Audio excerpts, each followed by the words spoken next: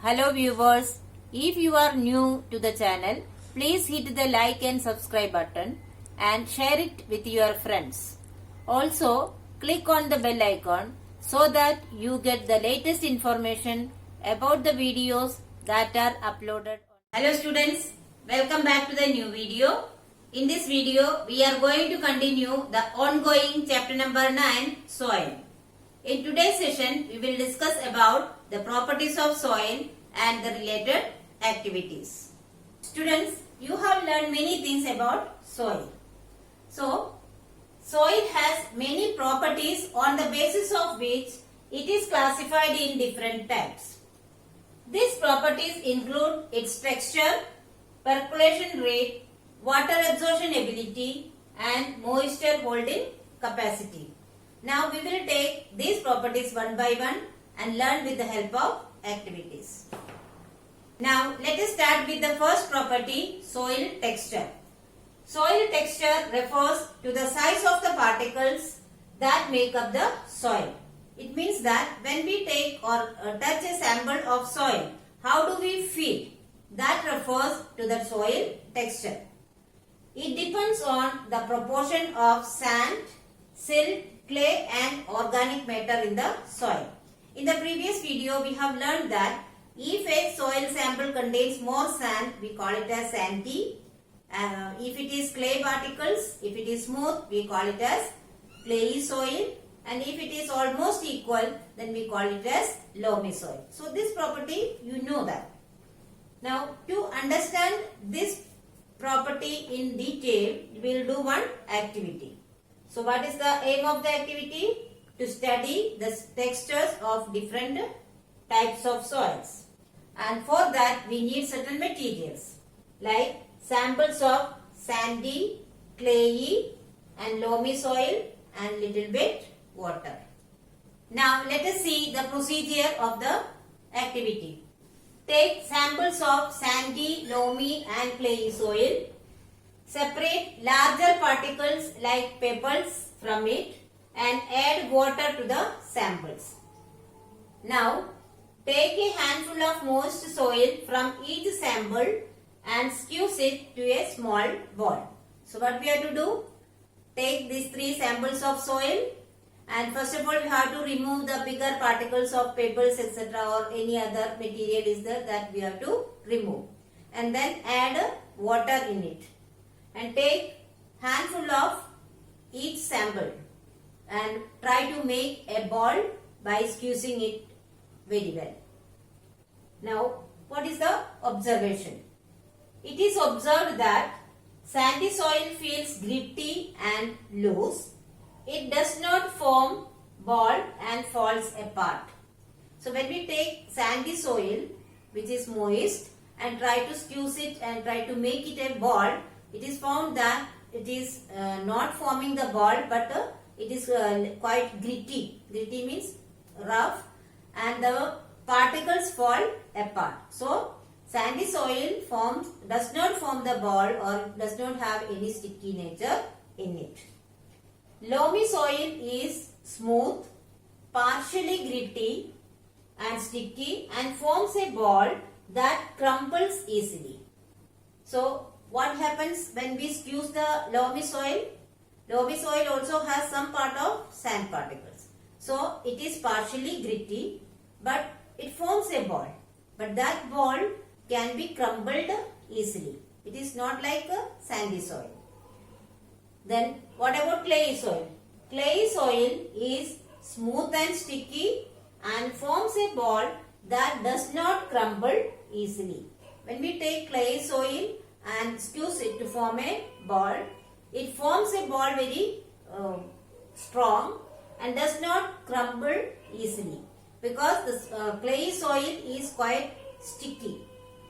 Therefore, it does not crumble very easily.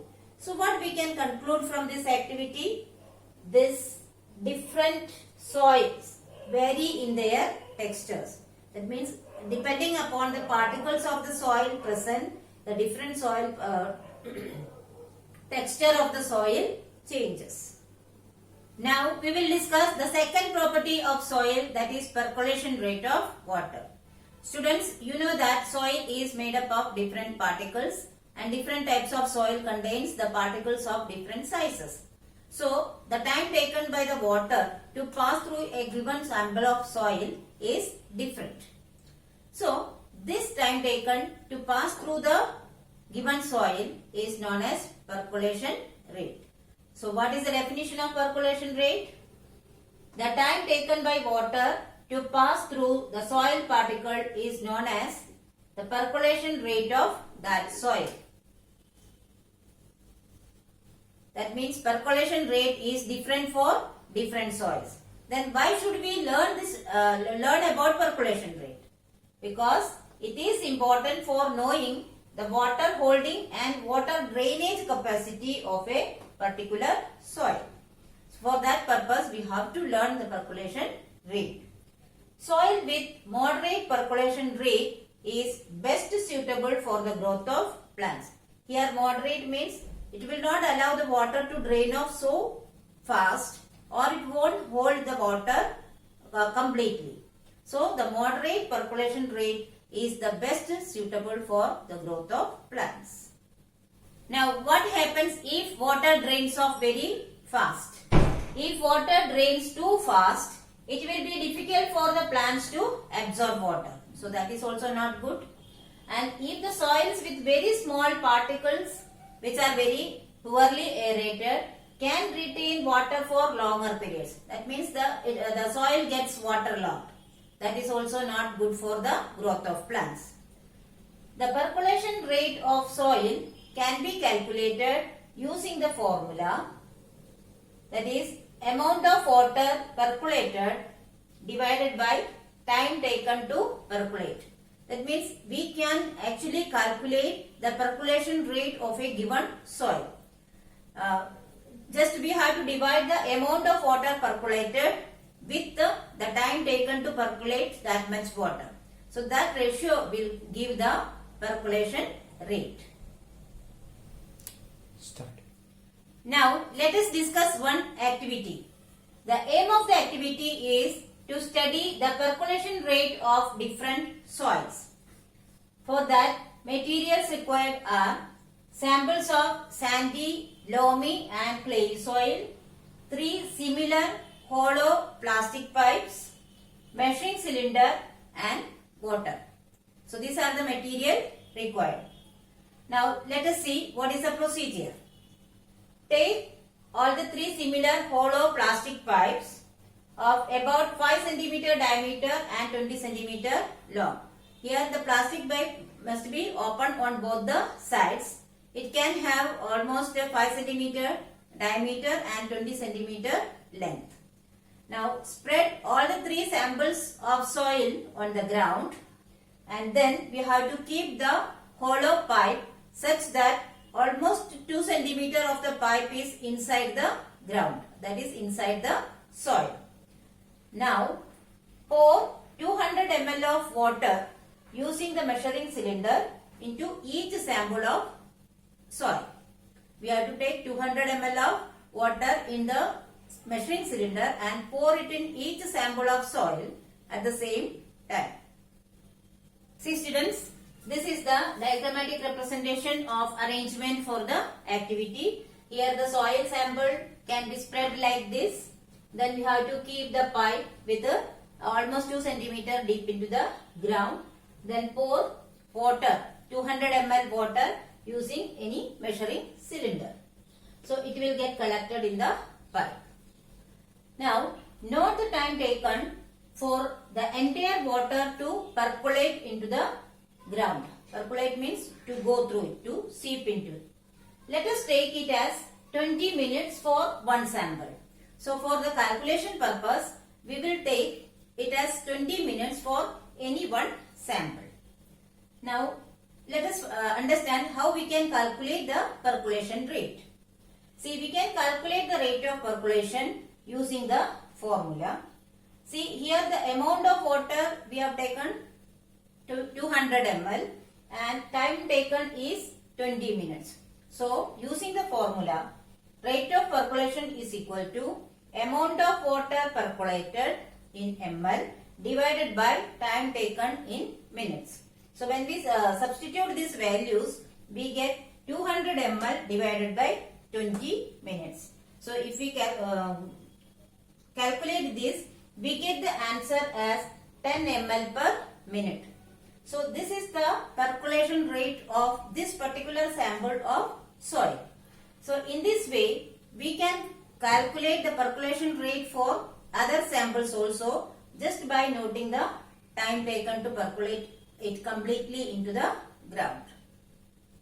Now we will discuss the third property of soil, that is water absorption ability. The amount of water that can be absorbed by a soil is called its water absorption ability. See, this water absorption ability is not same for all soils. It varies from soil to soil. That is, different soils absorb water in different extent. We can calculate the water absorption capacity of a given sample of soil using the formula. For that, let X be the volume of water poured into the soil and let Y be the volume of water drained out and G be the amount of soil taken.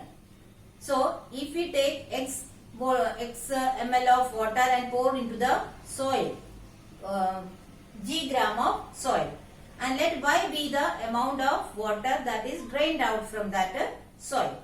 So, using the formula, X minus Y divided by G into 100.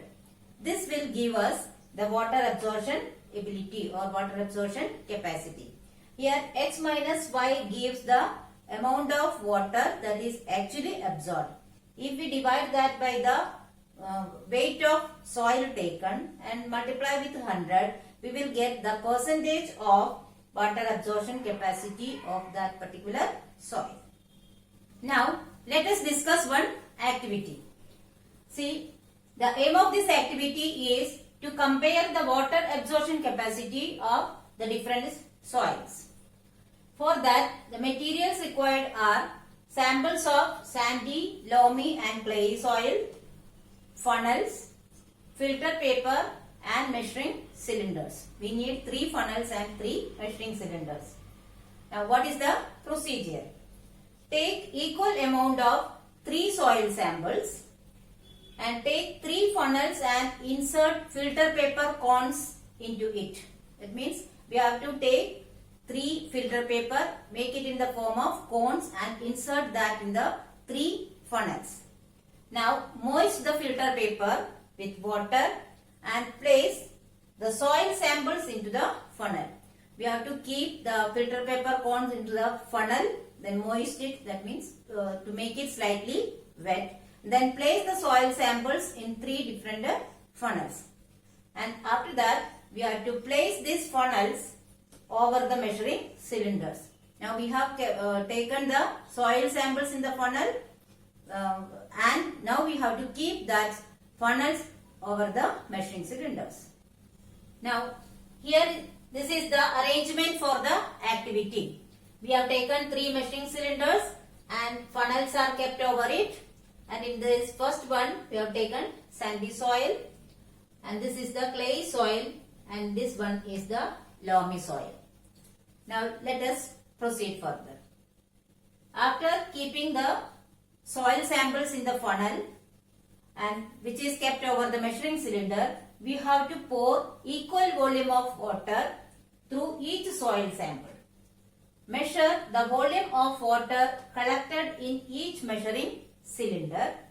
Afterwards, compare the volume of water collected and find out the soil with the best water absorption capacity. So after keeping the funnel over the measuring cylinders, we have to pour equal amount of water in all the 3 samples. After some time, collect the water which is, we have to measure the water which is collected in the measuring cylinders, and then we can find out which soil has the best water absorption capacity. After comparing this volume, we can see that water collected in the cylinders, we can see that clayey soil has the best and the sandy soil has the poorest water absorption capacity. Why do we say so? Because in this cylinder, first cylinder, we can see that the amount of water collected is more, because the sandy soil did not absorb any water. It allowed the complete water to pass through. So more water is collected in this cylinder with the sandy soil. Here you can see this is the clay soil, but the water collected in the measuring cylinder is least. That means the remaining part of the water is absorbed by the clay soil.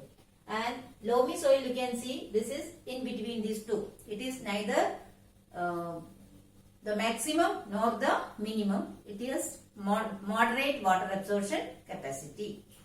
Now let us discuss one example of calculation. When 100 ml of water is poured in 50 gram of soil, it is found that 20 ml of water is drained out into the beaker. Find out the water absorption capacity of the given soil.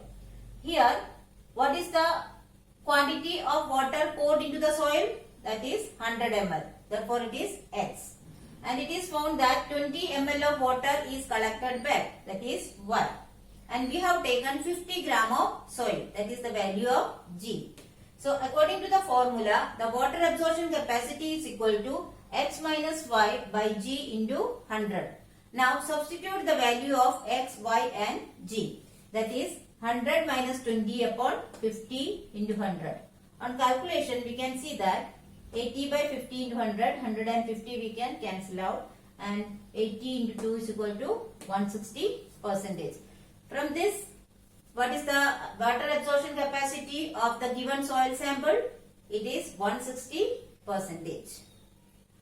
Now let us discuss the next property of soil, that is moisture holding capacity. Moisture holding capacity means how much quantity of water is present in a soil sample. See, moisture in the soil helps to determine the time and amount of water required for its irrigation.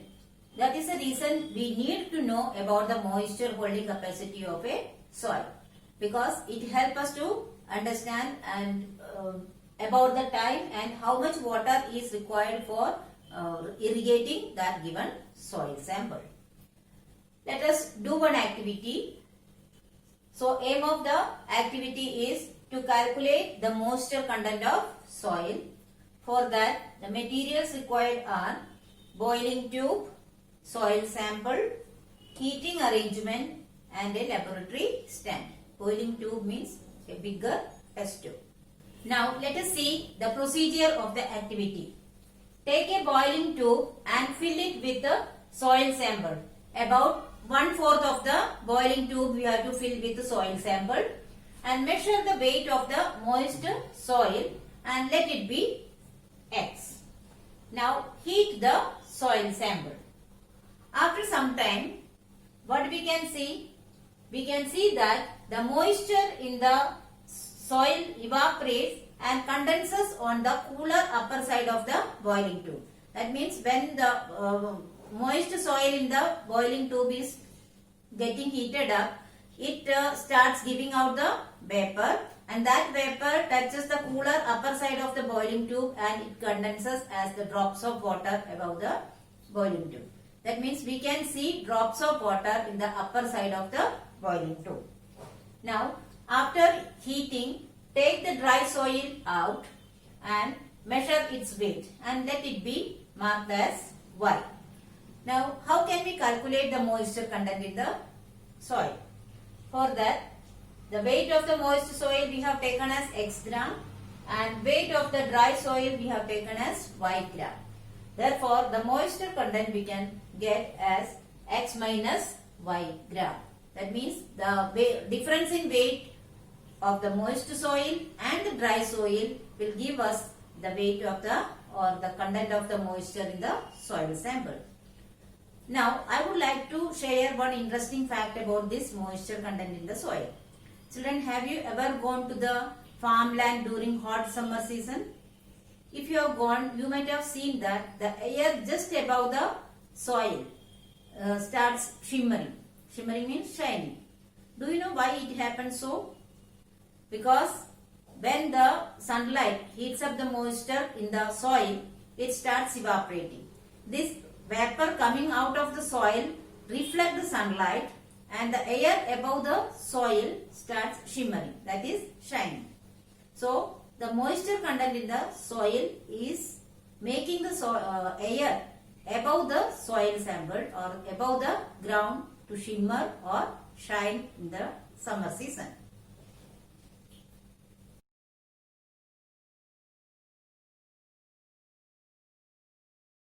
Students, I hope you have understood the topics very well. But still, if you have any doubt, you can write in the comment section. I will surely try to solve it as soon as possible. Here are some review questions. Please solve it in your notebook. Thank you.